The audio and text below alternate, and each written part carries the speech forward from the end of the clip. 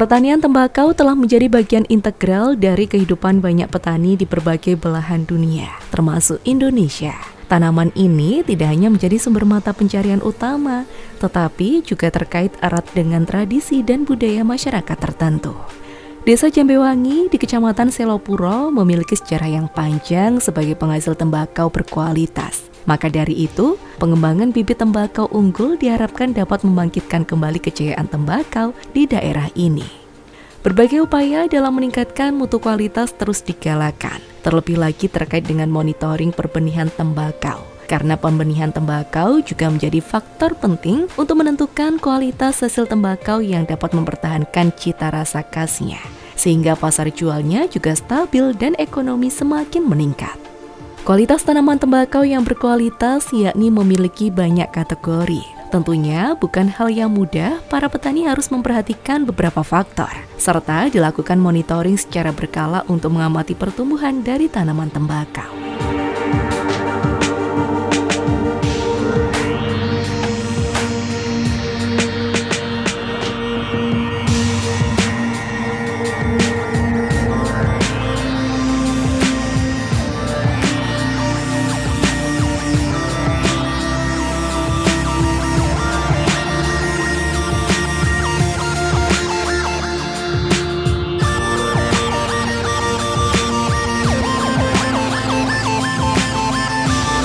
Satu kali saya tanam, saya kasihkan. Ini daunnya sudah mulai lebar. Nah, ternyata ini saya uji coba. Ukurannya itu Prevaton yang besar itu, yang putih itu 2 kali ini.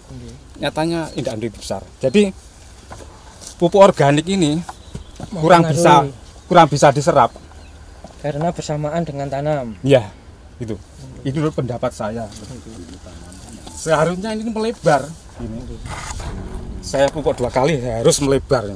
Ternyata tidak bisa melebar. Yang di atas ini. Iya, itu. Dengan varietas yang sama ini. Iya, sama.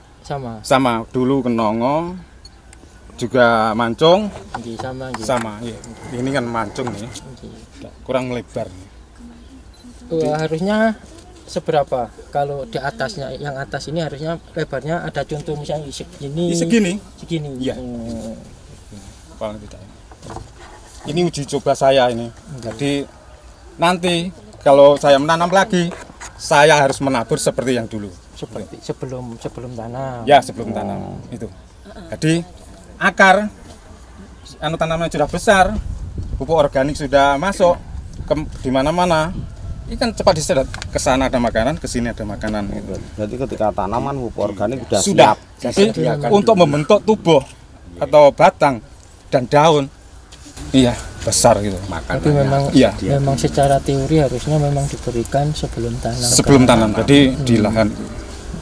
Dengan di lahan sebelum tanam, satu rumputnya masih banyak sekali, Pak. Itu menjadi kendala saya. Niku repot kula nggih.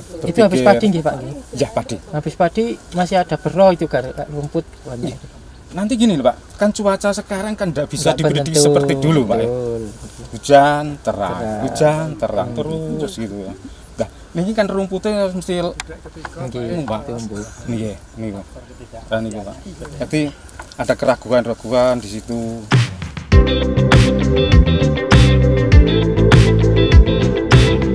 Lukito, anggota kelompok tani makmur Desa Jambewangi Selopuro juga menceritakan awal mula menjadi petani tembakau yang masih bertahan menggeluti pekerjaan ini hingga sekarang.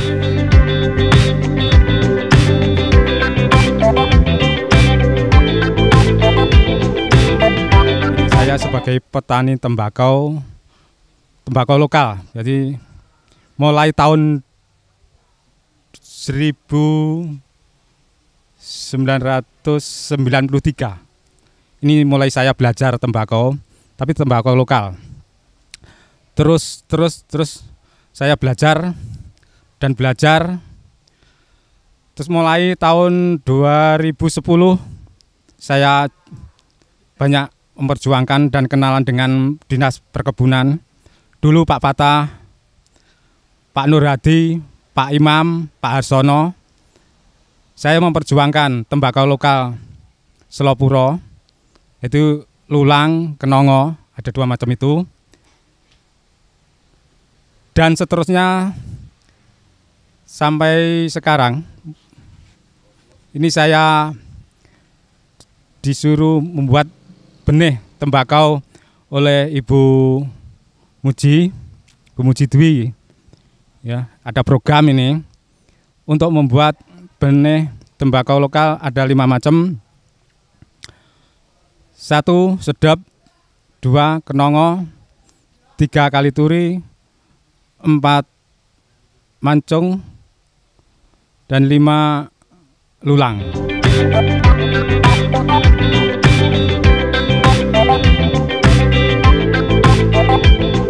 Lukas Supriyatno, Kepala Bidang Sarana Perkebunan Dinas Ketahanan Pangan dan Pertanian Kabupaten Blitar mengatakan, kedepannya 5 varietas yang digadang-gadang menjadi varietas unggulan Desa Jambewangi Selopuro akan terus dikembangkan. Harapannya nanti kedepannya akan lebih banyak terjalin kerjasama.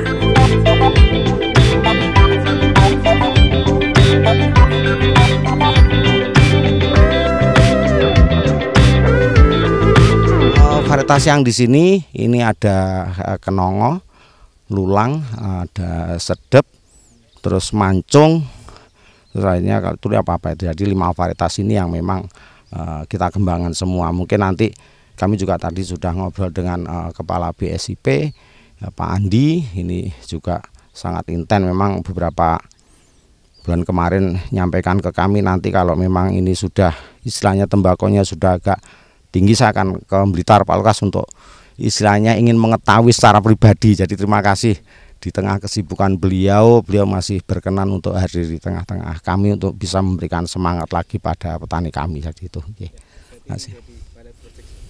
Ya, tadi juga disampaikan Pak Andi bahwa ternyata kerjasama kami dengan BSIP TAS ini sama Pak Andi menjadikan model atau pilot project yang ada di Jawa Timur, sehingga pola kerjasama yang ada di kami ini akan diterapkan di kota-kota lain. Jadi itu. Untuk luasan pilot project sendiri? Kalau untuk luasan sebenarnya di sini kami belum begituan ya, per varietas paling hanya sekitar 10 hektar karena memang keterbatasan benih yang ada. Jadi memang stok kami ada di Bali, di BSIP. Kenapa? Karena memang untuk bijinya bahasanya indeng itu memang harus disimpan dengan suhu tertentu, dan tentunya yang mempunyai fasilitas yang sangat mendukung adalah di BSIP TAS, sehingga nanti hasil-hasil yang dari sini ini hasilnya akan dibawa ke BSIP TAS untuk disimpan di sana. Nah, nanti tahun depan ketika kita membutuhkan ini kita bisa mengambil lagi. Jadi itu. Sebenarnya ini lokal. Ini varietas yang ada di sini ini calon-calon benih ini adalah varietas lokal. Jadi 5 varietas yang kita terapkan di sini ini lokal semua. Karena memang kami ingin mengembalikan lah nama besar tembakau Selopuro yang beberapa tahun lalu sudah punya nama besar, akhirnya mungkin mohon maaf kami kurang pendampingan, akhirnya turun. Sekarang ini mulai kami bangkitkan lagi lah gitu. Jadi ini, alhamdulillah teman-teman petani antusiasnya juga cukup tinggi. Jadi itu.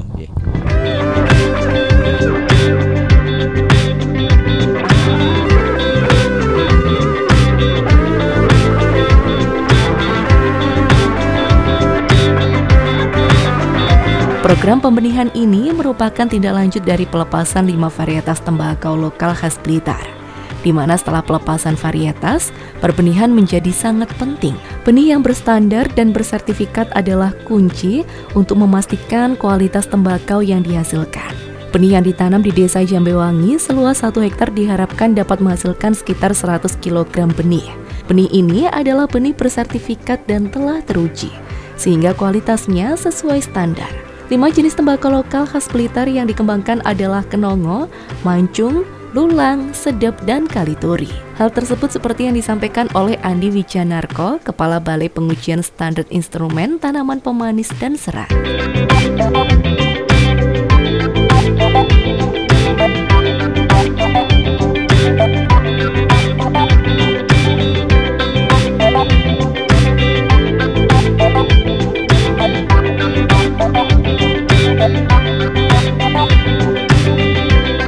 Ya, ini akan menjadi pilot project kami. Tentunya ini kegiatan awal ya. Setelah pelepasan varietas, tentunya kegiatan yang dimulai pertama adalah perbenihan. Karena apa? Benih adalah sumber kehidupan. Benih yang bagus, benih yang kualitas, tentunya produksi pertanaman akan menjadi jauh lebih baik. Harapannya ke depan juga ada kerjasama terkait dengan tembakau ini, karena masih banyak yang harus kita lakukan, karena setiap varietas lokal mempunyai karakter sendiri, baik itu perbenihannya, budidayanya, pemupukannya, pengendalian hama penyakitnya, dan pasca panennya. Yang sementara ini adalah 1 hektar yang di sini, harapannya nanti bisa berkembang untuk den farm, den plot, sehingga wawasan petani terkait dengan tembakau khususnya untuk varietas lokal ini menjadi lebih baik dan meningkat. Blitar ini tidak hanya tembakau, saya kira banyak sekali yang terkenal sampai ke mana-mana ya. Ada koi, ada tembakau, ada cabai, ada telur, kemudian yang di luar itu juga ada pahlawan-pahlawan kita juga banyak yang di Blitar. Nah, termasuk tembakau ini dulu pernah punya nama di Blitar, itu kita sebagai penghasil tembakau yang baik di Indonesia. Itu tentunya yang harus kita bangkitkan kembali. Ya, Pak, kalau kita berbicara masalah budidaya tembakau di Kabupaten Blitar seperti apa, Pak? Yang sudah digeluti oleh petani Kabupaten Blitar saat ini, Pak, ya? Kita bahkan sampai saat ini agak kesulitan untuk menyediakan benihnya. Karena petani kita sangat berminat sekali untuk menanam tembakau, karena secara ekonomis itu juga hasilnya lebih bagus, kemudian daerahnya ini juga cocok untuk tembakau. Sumber daya petani sendiri seperti apa, Pak? Sumber daya petani kita, saya kira sebagian besar yang sudah terbiasa dengan tembakau, dia tidak akan beralih ke tanaman yang lain karena sudah biasa dengan tembakau. Dan beberapa teman yang lain juga mulai mencoba-coba untuk ikut tembakau. Ya, artinya kalau analisa saya dibandingkan dengan petani Polowijo masih menguntungkan mana, Pak? Seperti ini. Ya, semua punya kelebihan masing-masing ya, punya plus minus masing-masing. Yang biasa menanam di Polowijo beralih ke tembakau juga tidak serta-merta bisa, karena ini punya keahlian khusus juga. Jadi menyesuaikan sajalah dengan kebiasaan.